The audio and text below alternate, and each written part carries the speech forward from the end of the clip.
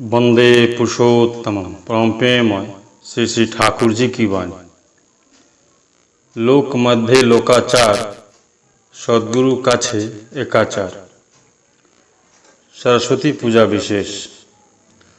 आज सरस्वती पूजा का दिन है। प्रातः श्री श्री ठाकुर जी ने अश्विनीदा को कहा, सुबह सुबह स्नान करके माँ सरस्वती को पुष्पांजलि दी जाए। अश्विनीदा बोले, अब पूजा करने की ज़्यादा इच्छा नहीं होती। इसके अलावा किस देवता की पूजा करूं? ठाकुर जी हंसने लगे। फिर अंजलि देने हेतु नहाने के लिए चल पड़े। तभी अश्विनीदा ने फिर कहा, क्या यह लोकाचार की रक्षा मात्र है? श्री श्री ठाकुर जी, बात गलत नहीं है। यह थोड़ी बहुत लोकाचार की रक्षा ही है, जिसमें अपनी क्षति नहीं हो, परंतु समाज के लोगों का, निम्न स्तरीय लोगों का मंगल हो। ऐसे लोकाचारों या समाज धर्मों को मानना ही अच्छा है। सभी लोग तो उच्चत्व नहीं समझते, पर जो समझते हैं वे सभी अनावश्यक समझकर यदि ब्रह्मा पूजा आदि को अचानक छोड़ दे तो निम्न स्तरीय लोग भी देखा देखी छोड़ देंगे, किंतु वे उच्चत्व समझने और धारणा करने में असमर्थ हैं, इसलिए उनकी क्षति हो जाएगी। प्रकृत सरस्वती पूजा है भजन।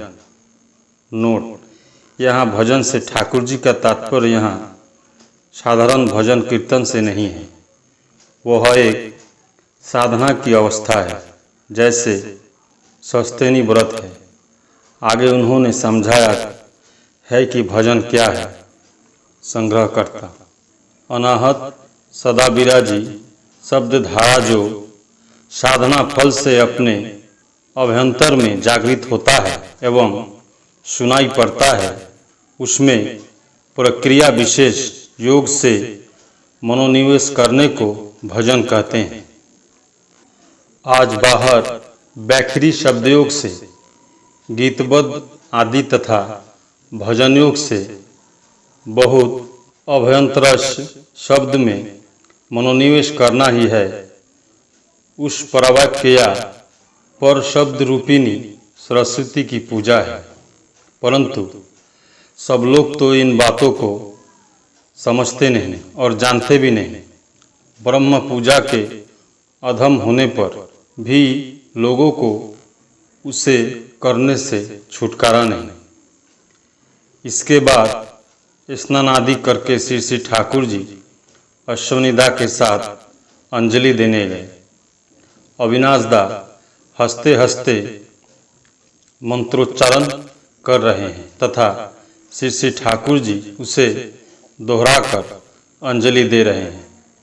अश्विनीदा भी पुष्पांजलि देने के लिए घुटने के बल बैठ गए हुए हैं, पर वे मन ही मन महामंत्र, उनका आदि ध्यानात्मक नाम श्री श्री ठाकुर का मात्र कर रहे हैं।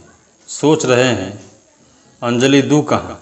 साक्षात प्रत्यक्ष देवता भव भयहारी जो परावाक्य सरस्वती के भी जनक है, जिनसे सब ब्रह्मा रूपिणी सरस्वती की उत्पत्ति हुई है, उस आदि पुराण पुरुष परम पिता के जो नर विग्रह आविर्भूत है, उस विग्रह चरण में या घटाधिष्ठित देवी के चरणों में।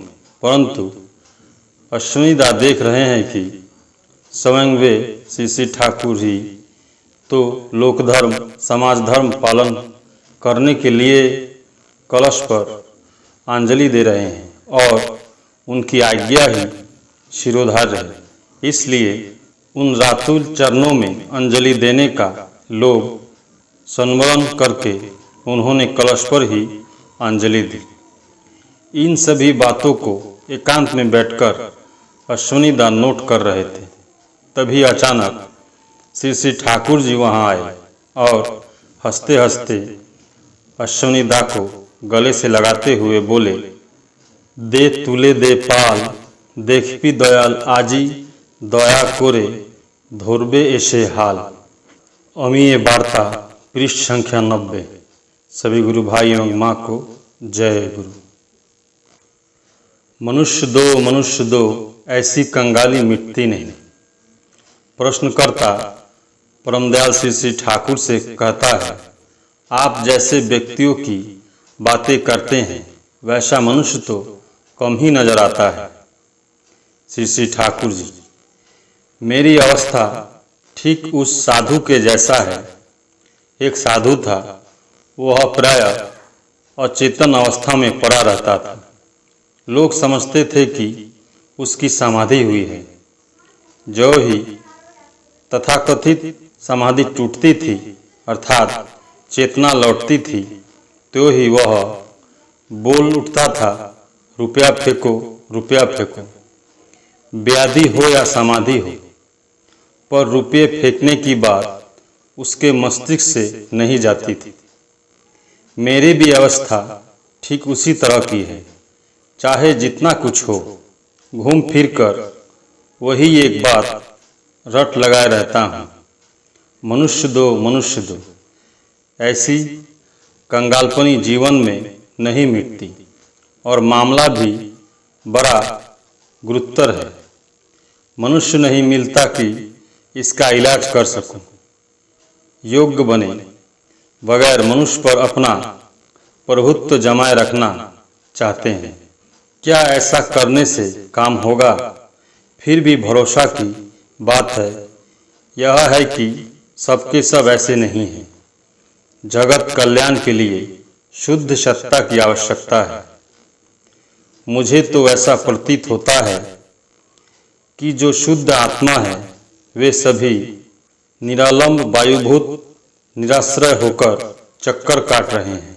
उन्हें जन्म ग्रहण करने की उपयुक्त जगह नहीं मिल रही है, जहाँ निष्ठा, पवित्रता, सदाचार, संयम एवं विहित सुसंस्कार नहीं है। वहाँ तो वे आ ही नहीं सकते।